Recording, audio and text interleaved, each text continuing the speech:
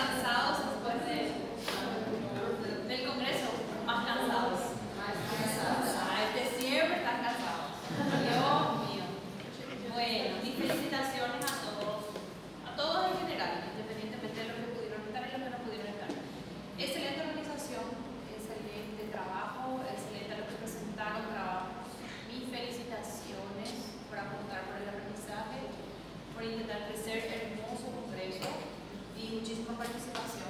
Sí, a los que no pudieron estar, no hay problema, pero para que la próxima intenten, porque al final es un camino de crecimiento, ¿verdad? Una inversión, que no es barato, ¿verdad? Pero es una inversión al conocimiento. ¿Sí? ¿Está bien? Perfecto.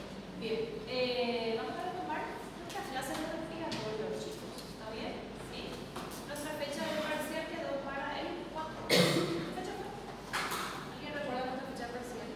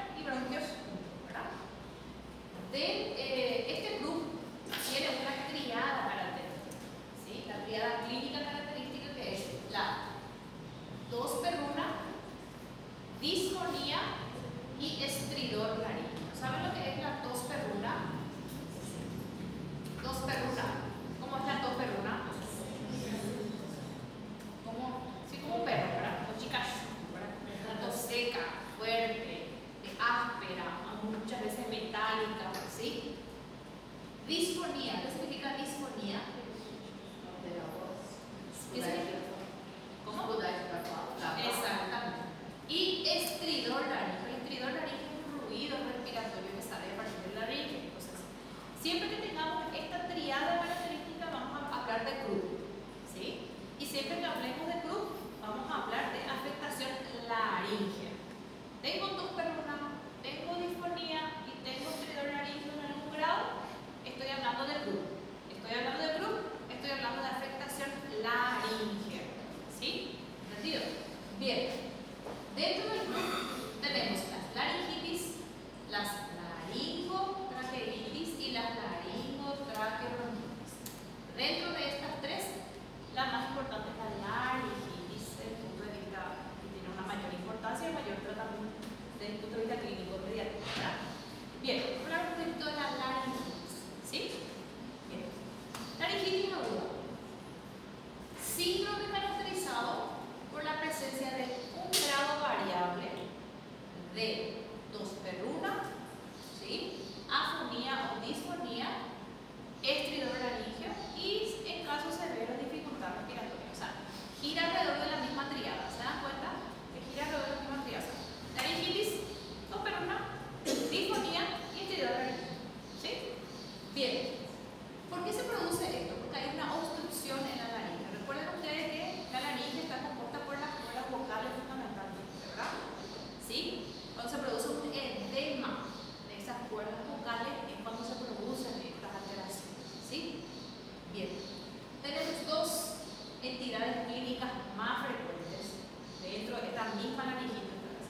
La laringitis aguda viral, ¿sí? Y la laringitis espasmódica o también llamado alérgico. ¿Conocen esos pacientes o personas que de repente, cuando hay un alergeno, puede ser polvo, comienzan a toser, hacen una tos espasmódica, una tos seca sin parar? Entonces es la laringitis espasmódica, ¿sí? Las demás son laringitis virales que vamos a ver por qué se caracterizan. ¿Bien? Bien. La laringitis más frecuente causa viral, ¿sí? Influenza, una de las causas más frecuentes de la laringitis, ¿sí? Para influenza 1, 2 y 3, adenovirus, estamos en epidemia de adenovirus. Hay una epidemia de adenovirus grande ahora, ¿sí? Entonces hay muchísimos casos de laringitis en este momento en nuestros hospitales. BSR, ¿qué significa? Virus sincitial respiratorio. Se le suma el coronavirus y se le suma el metaneumovirus humano. Son los virus más frecuentes de la biología. En los adultos la laringitis también puede ser bacteriana, ¿sí? Pero en pediatría 95% de los casos son virales. ¿Está bien? ¿Sí? Recuerden siempre, influenza, para influenza, adenovirus, sincitial respiratorio, coronavirus. ¿Está bien? Bien. ¿Por qué se produce? Recuerden ustedes las cuerdas vocales normales, ¿sí? Las cuerdas vocales normales. Entonces, ¿qué pasa cuando estas cuerdas vocales se inflaman? Ese orificio que ya quedaba luego pequeñito, entonces cuando hay un pequeño grado de inflamación, ¿qué pasa con esas cuerdas vocales? Tienen tendencia a una obstrucción, una inflamación grande. Entonces, a partir de ahí es donde se produce la disfonía, alteración en ese tono de voz. A veces sale, a veces no sale, una voz apagada. Estridor laríngeo. El estridor laríngeo es aquel ruido que se forma por el paso dificultoso de aire a través de esa glotis que está parcialmente cerrada. ¿Sí? Bien. ¿Cómo se produce este problema? ¿Sí? Recuerden ustedes cuando vamos a la clasificación de giras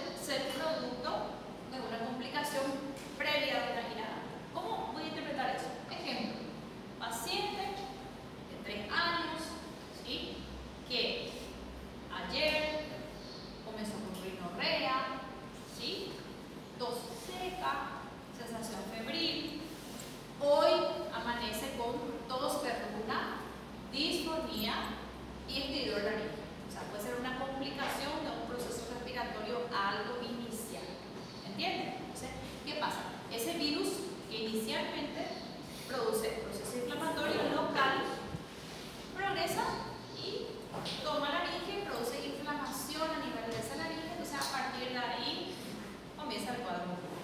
¿Está bien? ¿Entendido? Bien, entonces aquí fíjense bien en esas cuerdas vocales, ¿sí? Cuerda vocal normal, una laringe normal y una laringe con una laringitis. O sea, esa apertura que normalmente ya es estrecha en el adulto, mucho más estrecha en el niño en condiciones normales por ser más pequeño.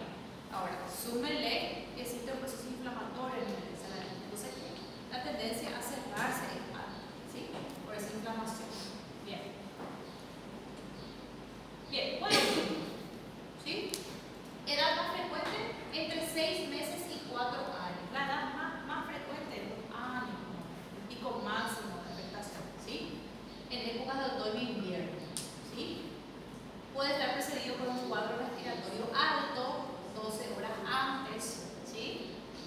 O puede tener un inicio súbito con la triada característica de tos perruna, disfonía y estridor laríngeo. ¿Bien?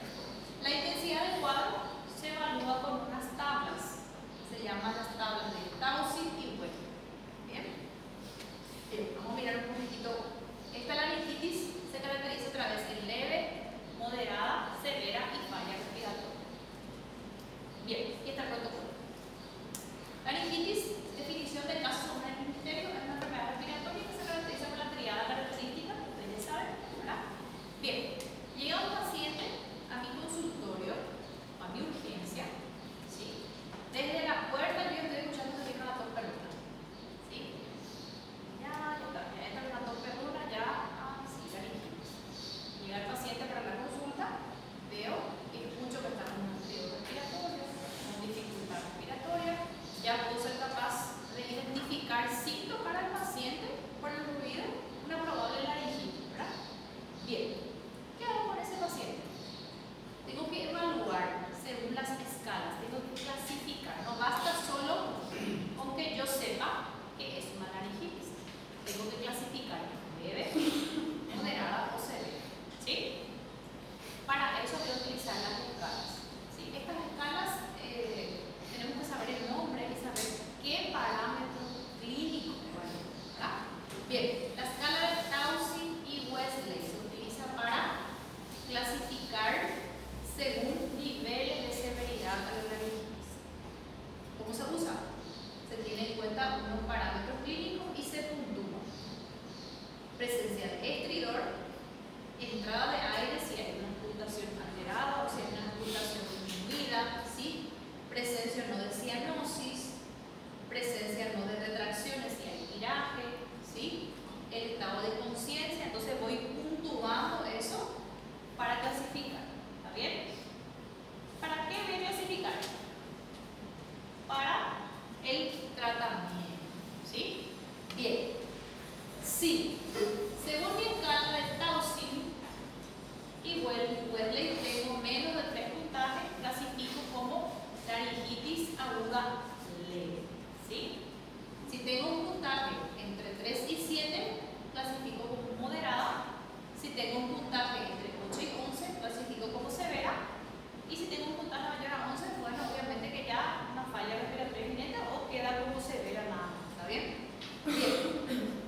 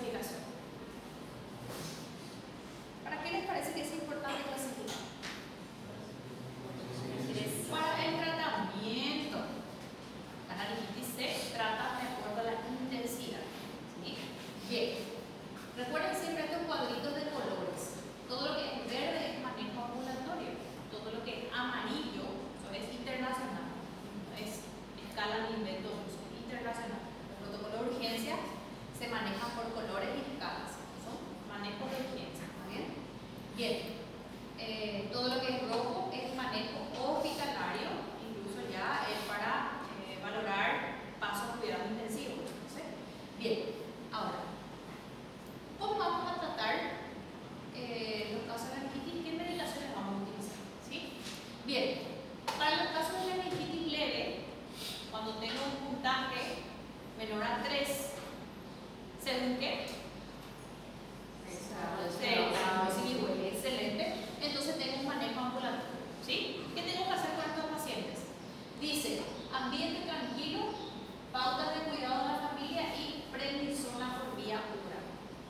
Pregunto, ¿por qué les parece que aquí aparece la palabra ambiente tranquilo, tanto en el verde como en el amarillo? Posición de confort, cuidado de la familia, habla de confort, habla de tranquilidad. ¿Por qué les parece que aparece eso? Uma dificuldade respiratória grave, ¿Cómo? tipo uma dificuldade respiratória grave no uso de os acessórios. No, eso se refiere al tratamiento. ¿Por qué les parece? ¿Por qué les parece que va a haber? ¿Por qué está nada más puesto para poder organizar o dejarnos listo el protocolo? ¿Por qué les parece? Que uma interferência de uso de oxigênio. No. Porque se a criança ficar agitada, vai aumentar a frequência cardíaca, vai precisar de. Vai piorar o quadro dela. ¿Por qué va a empeorar el cuadro? Muy bien. Ese sí también. ¿Por qué va a empeorar el cuadro? No. ¿Dónde está el problema en la laringitis? Por supuesto, cuanto más se irrita el lugar por donde sale la voz, una cuerda vocal, imagínense ustedes una cuerda vocal parcialmente cerrada y un paciente que no deje de llorar, que no logre tener confort, se cierra totalmente y va a pasar de una leve a una severa. Ahora, imagínense ustedes tener que intubar una laringitis. Muchas veces se llega a otomías.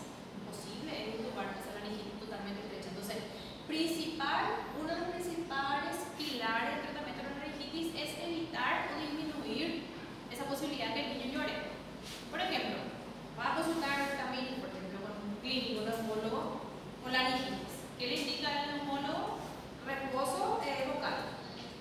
Prednisona, y siempre indica reposo vocal. Anda a tu casa, doctor, no vayas a hablar. ¿Por qué? Porque cuanto más habla, más va a inflamar la glotis. Entonces, facilita que empeore ese cuadro. ¿Me entienden? Entonces, evitar que el niño llore es un punto a favor. ¿Sí? Bien. Ahora, prednisona oral, vamos a ver cómo se utiliza y por qué. ¿Sí? Vamos para el amarillo. Ahora, laringitis clasificada como moderada tiene que tener necesariamente un manejo hospitalario. Si mejora, va a ir a la casa. Si no mejora, se queda. Está en el amarillo, está en el limbo ese paciente. ¿Sí?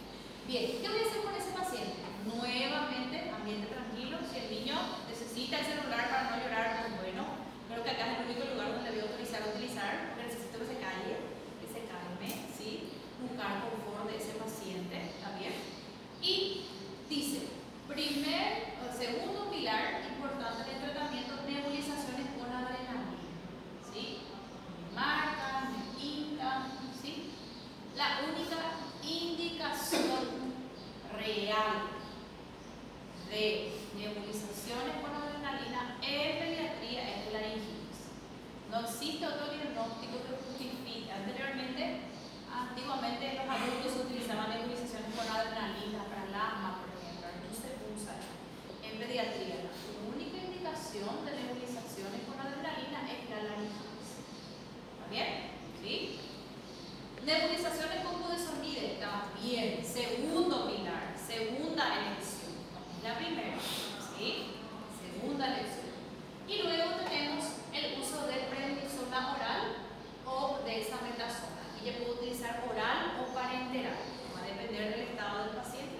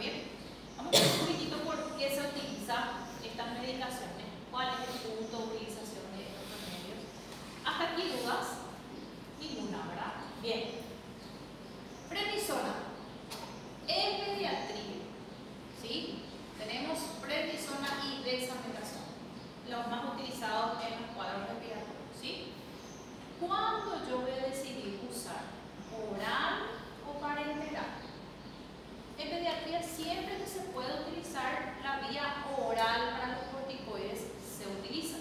No hay diferencia de rapidez, de efectividad con respecto a la vía parenteral, a diferencia con la oral. No porque yo le dé endovenoso, el mecanismo de acción va a ser más rápido, ¿sí?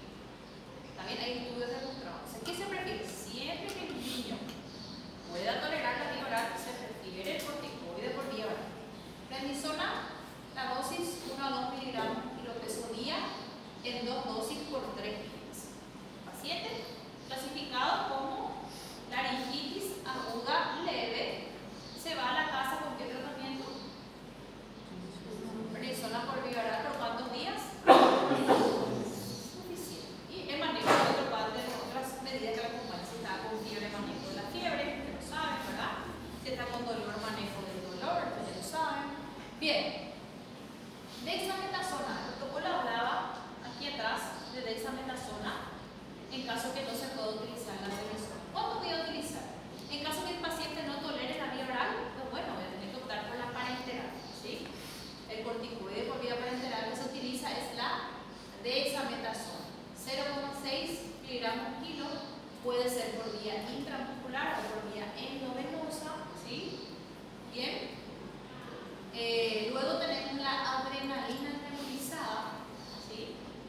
Que se utiliza 3 miligramos o 3 ampollas, 3 a 5, asociado en 3 ml de suero fisiológico más el oxígeno humidificado. Aquí van a hacer un punto, un paréntesis al lado de la adrenalina y vamos a anotar un poquitito una mnemotecnia. ¿Está bien? Van a anotar 3, 3, 33. ¿Sí? A ver qué significa. 3, 3, 33. ¿Qué significa?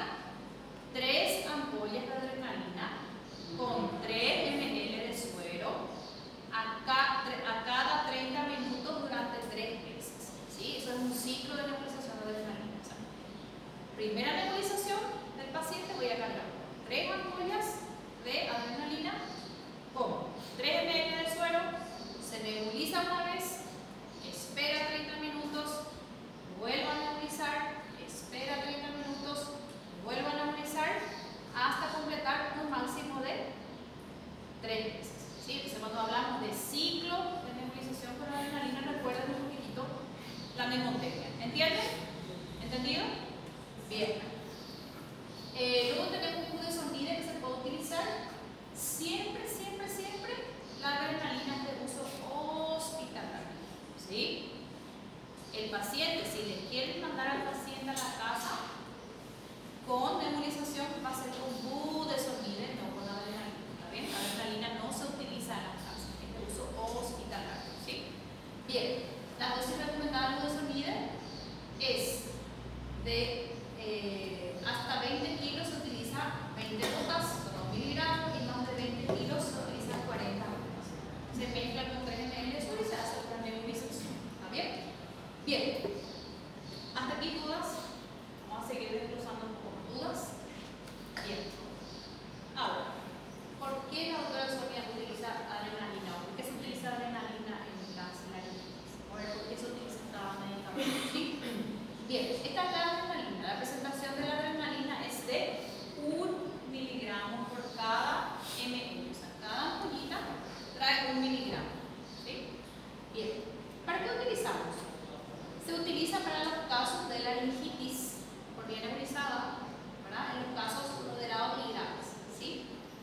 El mecanismo de acción es vasoconstricción de las arteriolas precapilares, ¿sí? Y eso hace que disminuya la presión hidrostática a nivel de la mucosa de la laringe, entonces disminuye ese edema de manera inmediata. ¿Sí? ¿Recuerdan ustedes el dibujo inicial donde esa laringe estaba cerrada por la inflamación, ¿verdad? Entonces, ¿qué hace la adrenalina? Estimula los alfa-receptores, ¿sí? Y se produce una vasoconstricción de esas arteriolas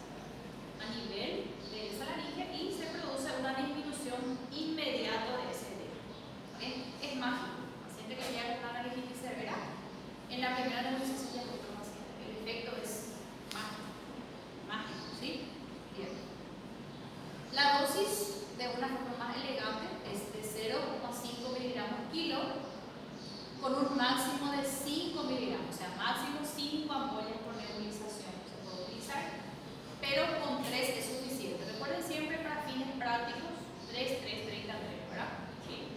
Entonces esa es la dosis a utilizar. Efecto rápido, comienza a los 10 minutos con un pico máximo de acción a los 30 minutos. Por eso es que espero 30 minutos entre cada nebulización para volver a repetir. ¿Sí? Y el efecto dura 2 a 3 horas. ¿Sí? Aquí abajo dice, primera asterisco, paciente debe permanecer 2 a 4 horas en observación luego de la nebulización. ¿Por qué? Porque el efecto de la adrenalina termina a las 2 a 3 horas. Entonces el paciente tenemos que observar, ¿sí?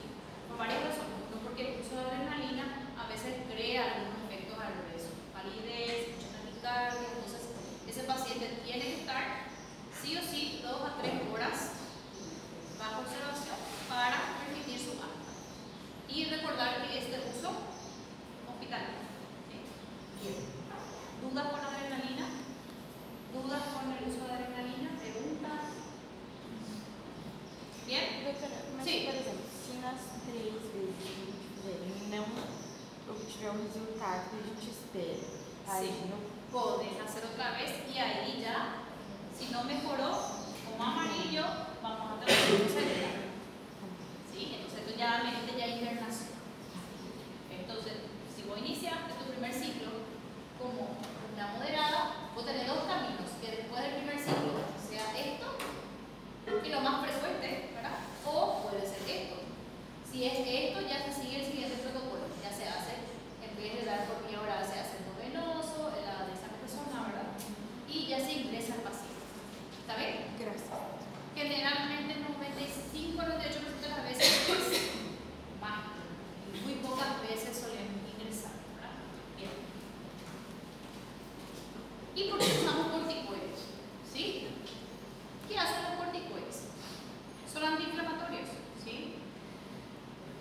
Disminuye la permeabilidad vascular, disminuye la reacción inflamatoria local, entonces contribuye a que esa laringe que estaba parcialmente cerrada vuelva a desinflamarse, ¿sí?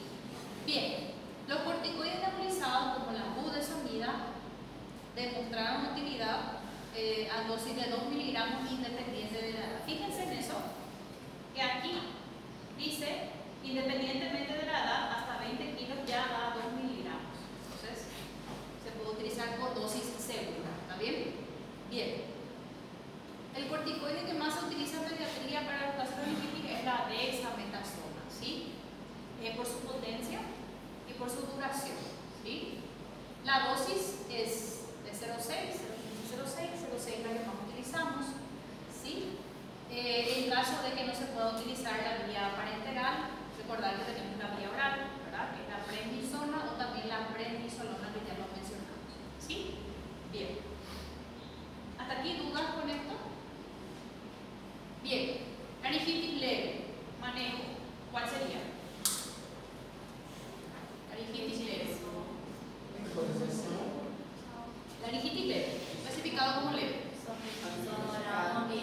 Exactamente, y los demás síntomas que acompañan el cuadro. Recordad que es viral, puede haber fiebre, puede haber dolor, ¿sí? Entonces, todo eso se mira, las clases anteriores, se trata el dolor, se trata la fiebre, que ya está aprendida cómo tratar, ¿verdad? Entonces, todo eso le suma. Bien, la laringitis clasificada como moderada, ¿cuáles son los pilares de tratamiento? Moderada. Muy bien, ¿a qué dosis? ¿Cómo se utiliza? ¿Cuánto tiempo se espera? Sí, pues sí, la enfermera es. Una enfermera, la forma correcta hace 3 ampollas o 3 miligramos. Recordar que cada ampolla es 1 miligramo. Podemos de a poco ser un poco más miligramos, ¿verdad? 3 miligramos en 3 ml de destrozamos. De destrozamos. Muy bien. Bueno. ¿Cuántas veces? 3. Excelente. ¿Qué más? ¿Qué más? ¿Qué más le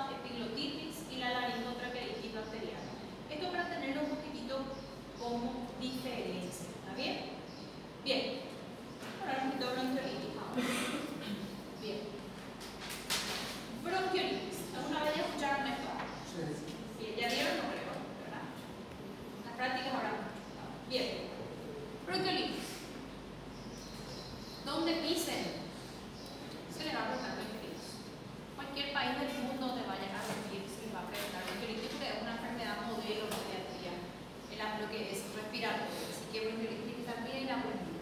¿Sí? Bien. Síndrome clínico. Etiología viral. ¿Sí? Viral. ¿Bien? Que se presenta en niños menores de 2 años. ¿Sí? Todo niño menor de 2 años tiene que ser. ¿Sí? Precedido de síntomas respiratorios superiores, ejemplo, rinorrea. ¿Sí? Seguido de obstrucción de la vía respiratoria inferior, lo que resulta en sibilancias y sucrepitancias. Esa es la primera definición. Segunda definición, primer episodio de sibilancias en el menor de 2 años. ¿Sí? Tercera definición, infección aguda viral, ¿verdad?, de los bronquiolos, ¿sí?, precedido de rinorrea en un niño menor de 2 años, acompañado de sibilancia. ¿Se dan cuenta que hay concepto final alrededor de los niños? ¿Sí? Entonces, la novela clásica de la bronquiolitis, ¿cuál es? Niño menor de 2 años que inicia con un cuadro respiratorio alto, ¿verdad? Comenzó ayer, rinorrea, una rinofaringitis aguda, ¿verdad?, que inicia luego con dificultad respiratoria y sibilancia. Esa es la novela característica, ¿sí? Ese es el ejemplo característico bronquioloso. Por eso es que siempre les digo, cuando ven un caso clínico, fíjense siempre en la edad, ¿sí? El factor edad no es que está mencionado porque, ay, no sé qué escribir la edad. El factor edad es clave para todas las enfermedades. Bien. Etiología, 90%, yo le sumaría 95-98% viral. Primer virus importante, que tiene mayor importancia clínica como causante de la bronquiolitis, es el virus sincitial respiratorio. 80-90% de los casos, virus sincitial respiratorio. Segundo virus, metaneumovirus. Tercero, adenovirus. El adenovirus muy frecuente. Tenemos muchísimos casos otra vez de laringitis y bronquiolitis por adenovirus. ¿Sí? Rinovirus para influenza. Coronavirus se suma también desde la pandemia de COVID. Tuvimos muchos pacientes con COVID que debutaron con COVID justamente haciendo cuadros de bronquiolitis. ¿Está bien? ¿Sí? Y último, el micoplasma. Ni quiero que se acuerden mucho del micoplasma, quiero que se acuerden más de la etiología viral como causa de bronquiolitis. ¿Está bien? ¿Sí? Bien. Recordar un poquito anatómicamente. ¿Sí? Bronquiolos. ¿En qué porciones anatómicas se ubican los bronquiolos? ¿Qué parte? Recuerden que tienen la tráquea, ¿verdad? La tráquea se ramifica en los bronquios principales, después se van ramificando los bronquios menor calibre, ¿verdad? La terminación, la última parte, la transición entre bronquio y alveolo es lo que se llama bronquiolo. O sea, es la parte de menor calibre que conecta el bronquio con los alveolos. ¿Sí? Entonces, esa parte de menor calibre del tracto respiratorio es lo que se llama bronquiolo. Entonces, ahí es donde suceden los cambios inflamatorios para la bronquiolitis. Vamos a ver en qué consiste eso. ¿Está bien? Bien. Aquí está. El bronquiolo sería esta última terminación que une el bronquio con los alveolos. O sea, esta parte de transición. ¿Ven? La parte de menor calibre. ¿Ven? Bien. ¿Cuál es la fisiopatología? Lo más importante de la bronquiolitis es la fisiopatología. Si no se entiende la fisiopatología, no se va a entender nada de la bronquiolitis. Bien. Vamos a tomar como ejemplo al virus sincitial respiratorio, que es el protagonista, ¿verdad? Bien. Tenemos un periodo de incubación de 1 semana aproximadamente. ¿Qué hace este virus sincitial respiratorio? Coloniza el tracto respiratorio superior. Recuerden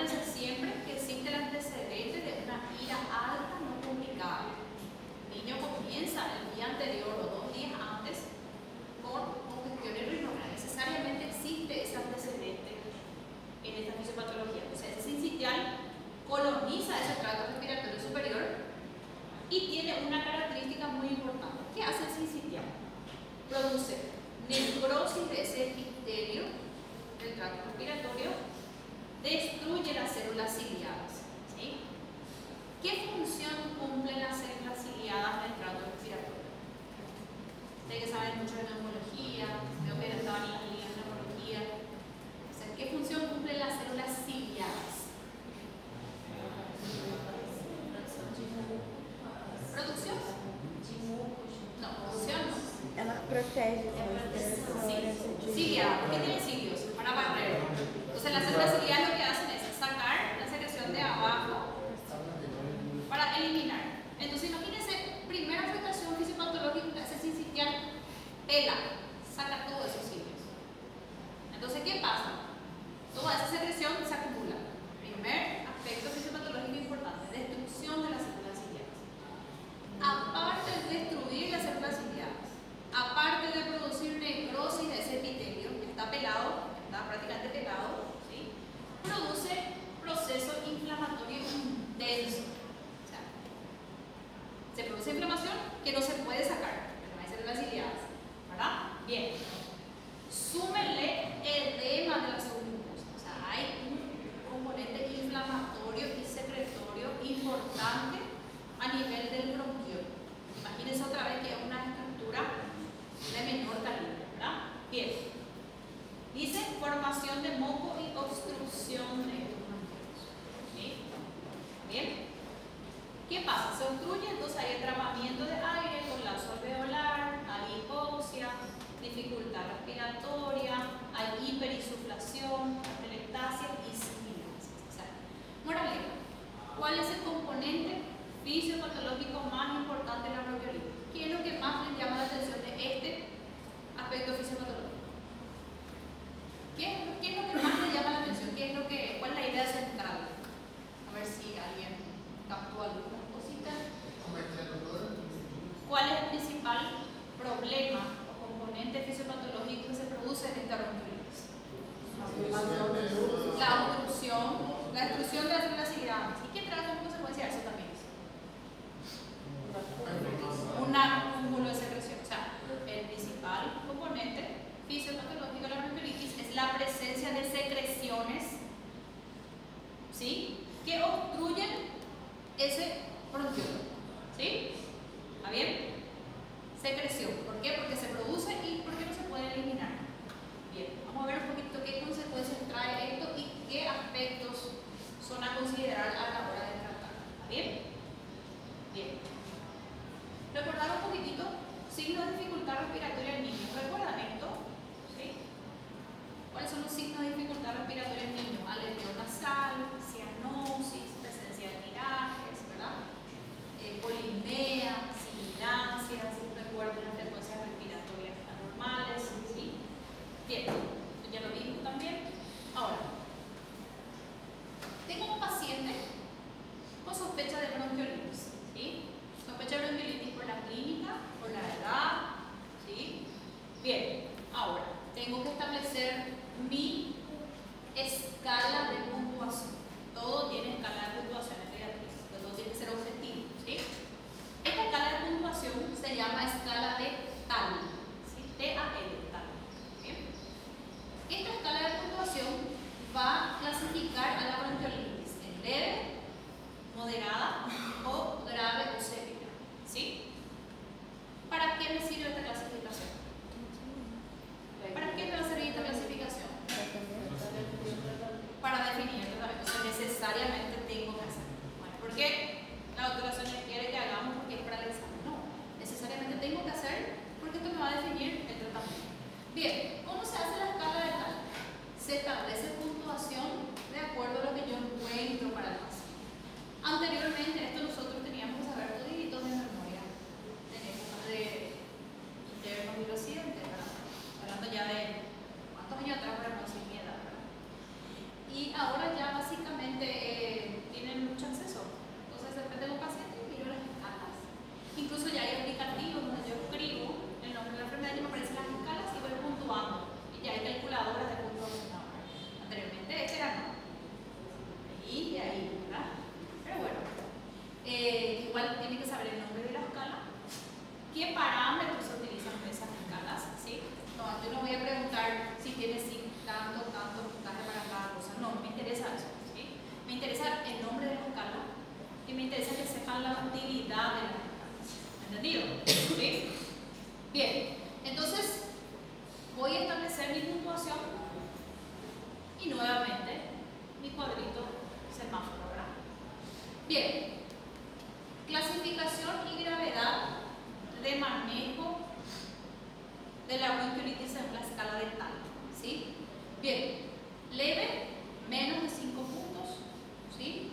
Moderado, de 5 a 8 puntos y grave, de 9 a 12 puntos. Lo que es verde es manejo ambulatorio, ¿verdad? Para la casa. Lo que es amarillo es manejo hospitalario y lo que es rojo es internación grave, ¿verdad? Bien, ahora vamos a ver un poquitito entonces el manejo. Dice,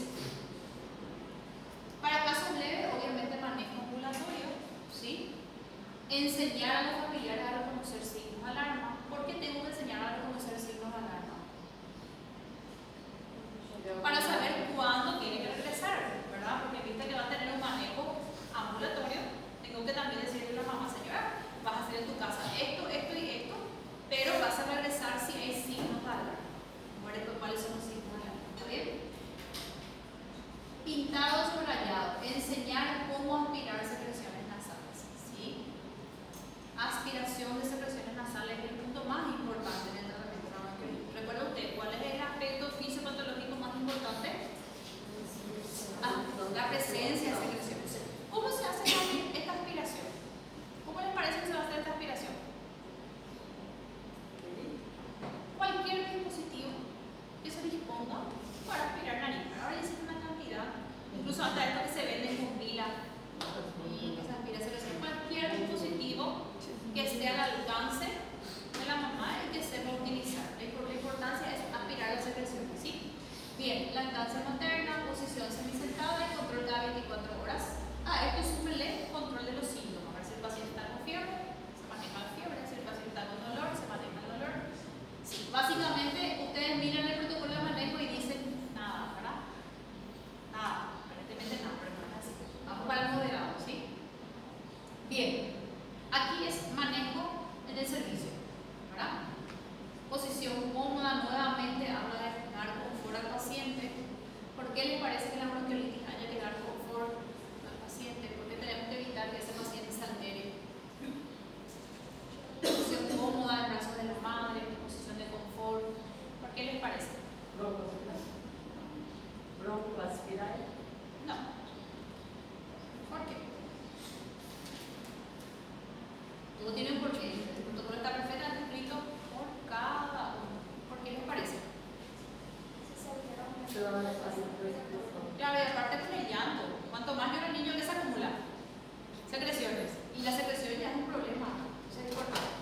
Luego, aspirar secreciones nasales. Aquí podemos hacer ya con los aspiradores hospitalarios, ¿verdad? Así que tenemos, conocen los aspiradores que son hospitalarios, ¿verdad? Que están conectados a los sistemas de vapor. Son unas maquinitas que tienen unas sondas y se procede a la aspiración y sacar esa secreción. Bien, oxígeno en caso que el paciente sature, ¿verdad? La alimentación puede ser por vía oral o sonda, va a depender de la frecuencia respiratoria del niño. Y por última opción tenemos la nebulización cada 8 horas. Podemos usar dos opciones: suero fisiológico, ¿sí? Solución fisiológica o solución hipertónica. Bien, ¿por qué les parece que vamos a utilizar solución fisiológica o solución hipertónica para la nebulización? Para fluidificar la secreción. ¿Qué significa hipertónico? Cuando yo digo que una solución es hipertónica, ¿qué significa hipertónica? Más concentrado de sodio. ¿Y qué hace el sodio? Entonces facilita la fluidificación de esas secreciones para favorecer la respiración. Bien, pregunto, ¿en algún lado aquí ustedes ven la palabra salbutamol? Me pueden preguntar, doctores, ¿por qué no se usa salbutamol si hay sibilancias? ¿A nadie se le ocurre? Pregunto. Hay sibilancias, dijimos, ¿verdad? ¿Y por qué no usamos salbutamol si hay sibilancias? Porque eu acho que não vai fazer o que ele tem que fazer se está escurrido. Recuerden siempre que el salbutamol, ¿qué es? Broncodilatador. Aquí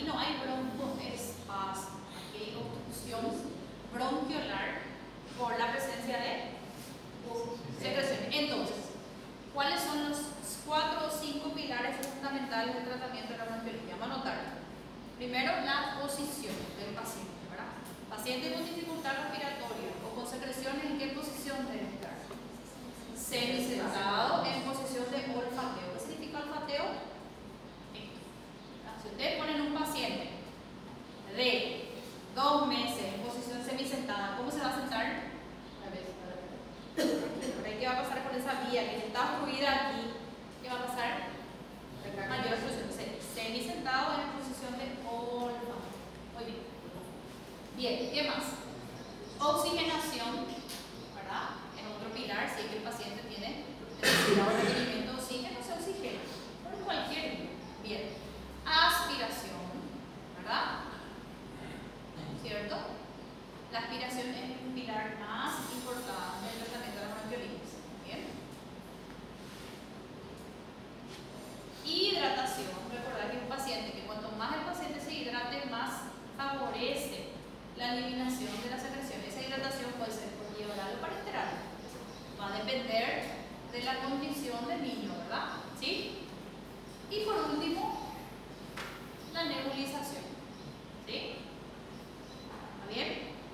Y esa nebulización va a ser opción A o opción B. Cualquiera es válida. ¿Sí? ¿Está bien? Las soluciones hipertónicas, generalmente en Paraguay nosotros recién hace poco se comienzan a vender los preparados hipertónicos. Normalmente en los hospitales no tenemos, nosotros podemos preparar caseramente los hipertónicos, aún así se suelen traer las ampollas que son ya de suero hipertónico que se utilizan luego para estos efectos, ¿verdad? Bien, pregunto, ¿cuáles son los pilares del tratamiento de la bronquiolitis entonces? Creo que se entienda bien.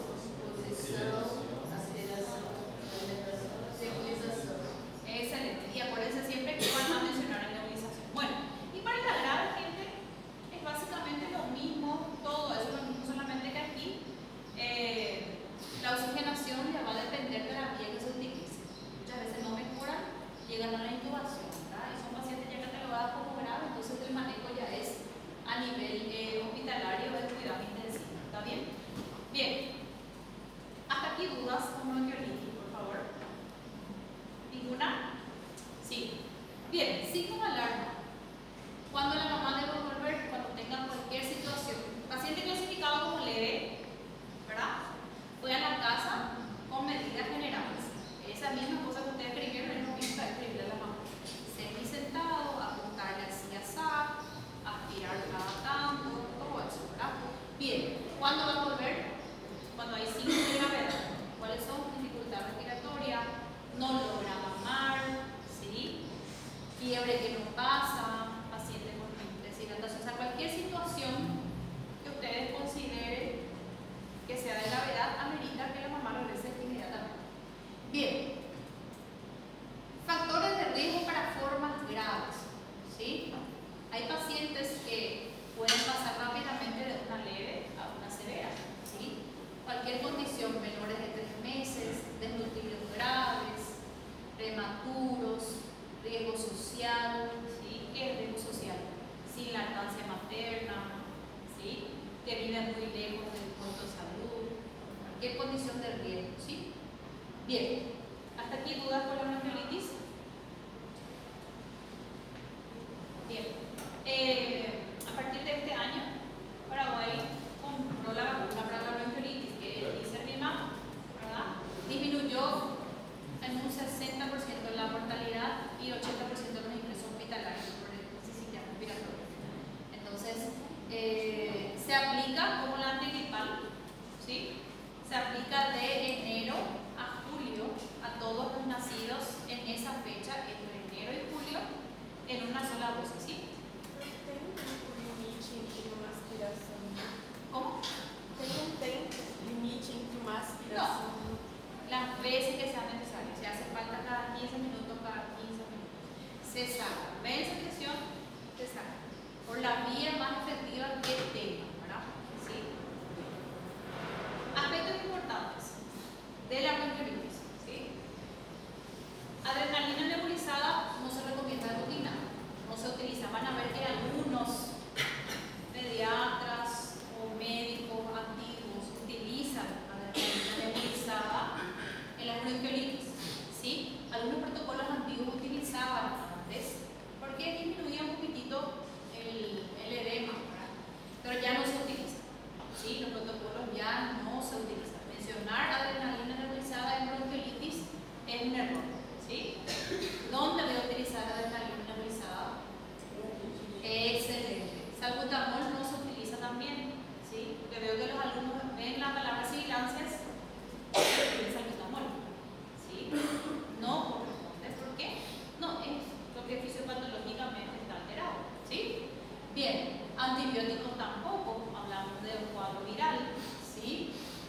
corticoides tampoco para la